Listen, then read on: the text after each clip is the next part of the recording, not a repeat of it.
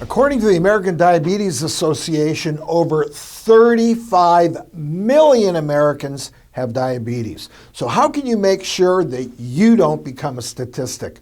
Well, here with the 411 is our friend, board-certified internist and chief medical officer of WebMD and author of Take Control of Your Diabetes Risk, Dr. John Whyte. Dr. Whyte, welcome back to the show. Nice to see you. It's always good to spend time together. And again, thank you for inviting me to your show, and I got a lot of positive feedback.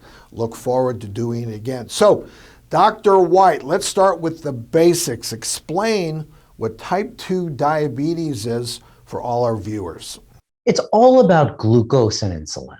So our cells need glucose for energy. That's how we function. And insulin is the hormone made by our pancreas that transports that glucose into our cells.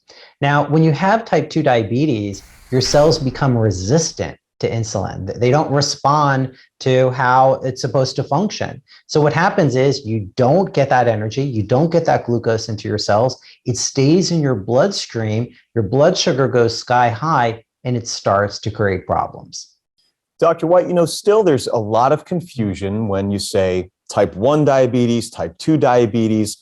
Explain to the viewers the difference between type 1 diabetes and type 2 diabetes. Type 1 diabetes, typically, we would say it's juvenile diabetes, meaning you get it early in life. And the reason why you do is because your pancreas doesn't produce insulin.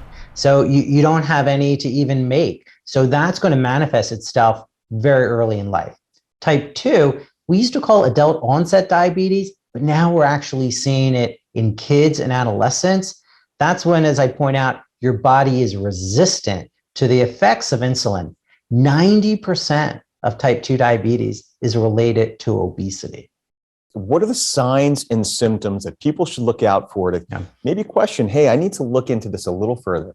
The typical symptoms are you pee a lot because that sugar is really pulling out water in your body. Often people will say, I'm eating a lot more than I used to before. And then people often are very thirsty.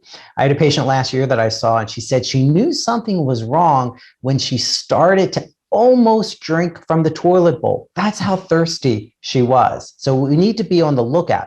The good news, Dr. Sportelli, is we have lab tests that can check. You can do something like a hemoglobin A1C. Less than 5% is normal. 5.7 to about 6.4 might say you have prediabetes, and more than 6.5% is diabetes. You can also do a fasting plasma glucose. We want to keep that less than 100. If you're 100 to 125, you may have prediabetes. More than 126 usually means you have diabetes.